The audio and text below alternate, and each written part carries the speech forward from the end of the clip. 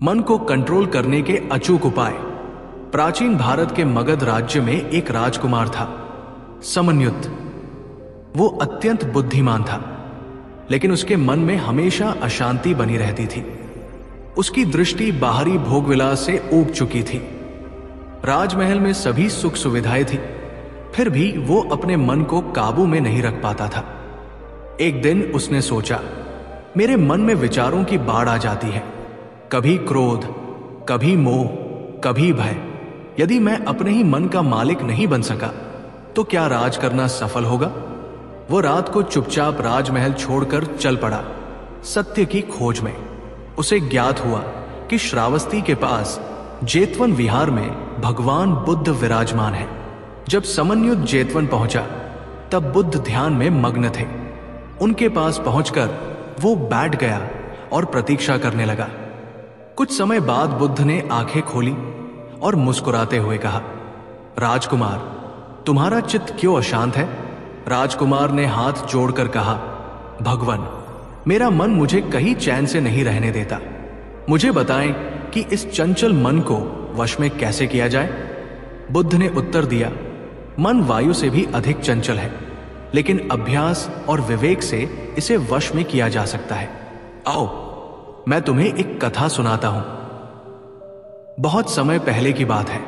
एक नगर में एक विशाल हाथी रहता था, जिसका नाम था धीरमस्त। लेकिन एक दिन वो उग्र हो गया और नगर को तहस नहस करने लगा। कोई उसे वश में नहीं कर सका। राजा ने घोषणा की, जो इस हाथी को वश में करेगा उसे भारी इनाम मिलेगा। सभी योद्धा आए पर हार गए। तब एक वृद्ध साधु नगर में आया। उसने कहा, मैं इस हाथी को नियंत्रित कर सकता हूं। लोग हंसने लगे, तू ये कर पाएगा? साधु ने शांति से कहा, जिसने अपने मन को जीत लिया वो किसी भी प्राणी को जीत सकता है। साधु ने हाथी के पास बैठकर प्रेम और करुणा के मंत्र गाना शुरू किया।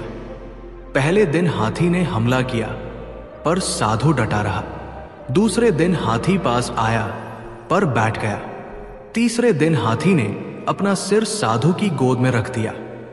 राजा ने आश्चर्य से पूछा, यह कैसे संभव हुआ? साधु ने कहा, मैंने अपने मन को शांत किया, भय और द्वेष को हटाया। जब मेरे मन में कोई विकार नहीं था तो हाथी भी शांत हो गया।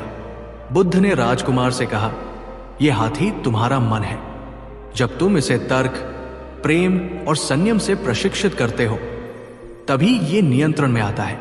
मन को काबू में करने के लिए 5 अचूक उपाय हैं। बुद्ध ने कहा, आनापानसति ध्यान, श्वास पर ध्यान केंद्रित करके चित्त को वर्तमान में लाना।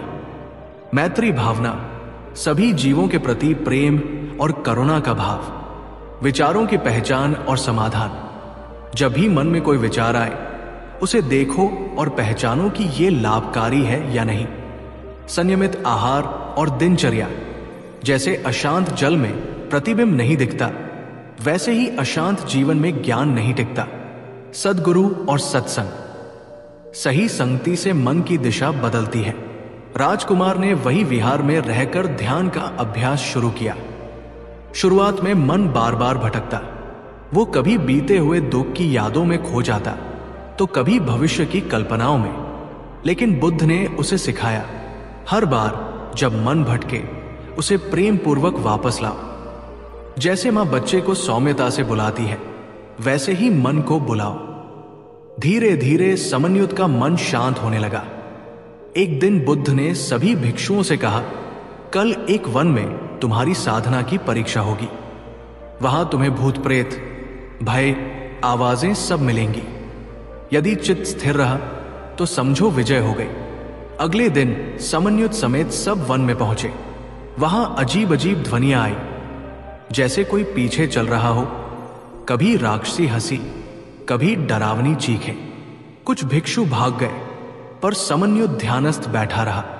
जब वो ध्यान से निकला तो बुद्ध सामने खड़े मुस्कुरा रहे थे। तुम सफल हो गए, बुद्ध ने कहा।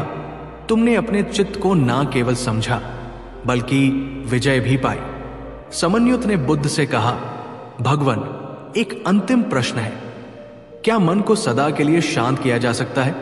बुद्ध ने मुस्कुराकर उत्तर दिया, नहीं राजकुमार, चित्त कभी पूरी तरह नष्ट नहीं होता, परंतु जिस तरह एक कूप में गिरा हुआ दीपक हवा के संपर्क से बार बार बुझता है, वैसे ही जब हम ध्यान और विवेक से उसे ढकते हैं तब वो शांत रूप से जलता है। यही चित्त शुद्धि की अवस्था है। राजमहल से आया राजकुमार अब भिक्षु समन्युत बन चुका था। उसके भीतर की ज्वाला बुझ गई थी। अब वो गांव गांव जाकर लोगों को सिखाता। मन को जीतना युद्ध जीतने से भी कठिन है, पर यदि ये जीत ली तो फिर कोई पराजय शेष नहीं रहती। भगवान बुद्ध के अनुसार मन को नियंत्रित करने के लिए सबसे महत्वपूर्ण है स्वयं की पहचान, ये समझना कि मन और आत्मा अलग है। ध्यान दिनचर्या का हिस्सा बनाना, शब्द, कर्म और विचार की शुद्धता, धैर्य और अभ्यास चित्त को वश में लाने का सबसे बड़ा उपाय। निर्विकल्प स्थिति, जहां विचार आते तो है पर व्यक्ति उनसे जुड़ता नहीं। आज के लिए बस इतना ही। धन्यवाद।